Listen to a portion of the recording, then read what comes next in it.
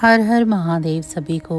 हिंदू पंचांग के अनुसार हर साल भाद्रपद मास के कृष्ण पक्ष की तृतीया तिथि को कजरी तीज का व्रत रखा जाता है। शास्त्रों में कजरी तीज का व्रत का विशेष महत्व होता है। आपको बता दें कि इस दिन महिलाएं अखंड सौभाग्य की प्राप्ति के लिए व्रत रखती हैं।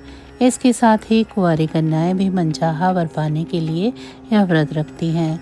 यह दिन भगवान शिव और माता पार्वती को समर्पित है, इसीलिए इस दिन भगवान भोलेनाथ की विशेष पूजा अर्चना करने का विधान है। इस साल कजरी तीज का व्रत 12 अगस्त यानी आज रखा जाएगा। वहीं इस दिन पूजा के समय व्रत कथा को पढ़ना भी ज़रूरी माना जाता है, वरना पूजा अधूरी मानी जाती है और फल प्राप्त नहीं होता है। आइए जानते हैं व्रत कथा के बारे में। वैदिक पंचांग के मुताबिक भाद्रपद के कृष्ण पक्ष की तृतीया की शुरुआत 11 अगस्त की सुबह 10:34 से हो चुकी है, जो कि 12 अगस्त यानी कि आज सुबह 8:41 पर समाप्त होगी। ऐसे में उदया तिथि के अनुसार कजरी तीज 12 अगस्त यानी कि आज मनाई जाएगी।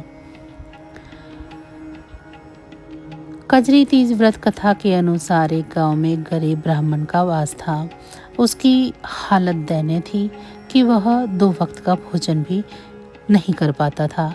ऐसे में एक दिन ब्राह्मण की पत्नी ने कजरी तीज का व्रत रखने का संकल्प लिया और अपने पति से व्रत के लिए चने का सत्तू लाने को कहा। यह बात सुनकर ब्राह्मण परेशान हो गया और आखिर में उसके पास इतने पैसे नहीं हैं कि फिर वो सत्तू कहाँ से लेकर आए। ऐसे में पत्नी बोली कि चाहे चोरी करो या डाका डालो, लेकिन मेरे लिए सत्तू ज़रूर लेकर आओ। ऐसे में ब्राह्मण यह बात सुनकर एक साहूकार की दुकान पर पहुंचा। जब वहां पहुंचा तो उसने देखा कि साहूकार के साथ साथ उसके सभी नौकर भी सो रहे थे। ऐसे में ब्राह्मण चुपके से दुकान में चला गया और सत्तू लाने लगा। आहट से नौकरों की नींद खुल गई और वह जोर जोर से चोर चोर चिल्लाने लगे। ऐसे में साहूकार की नींद भी खुल गई और उसने ब्राह्मण को देख लिया। उसने ब्राह्मण को पकड़ लिया। ब्राह्मण ने तब कहा कि वह चोर नहीं है और केवल 1.25 किलो सत्तू लेकर जा रहा है।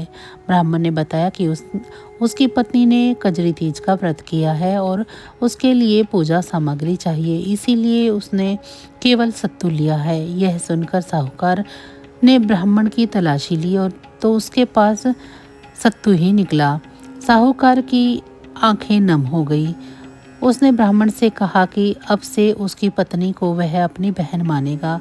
इसके बाद साहूकार ने ब्राह्मण को पैसे, मेहंदी, सत्तू सहित सामान देकर अच्छे से विदा किया।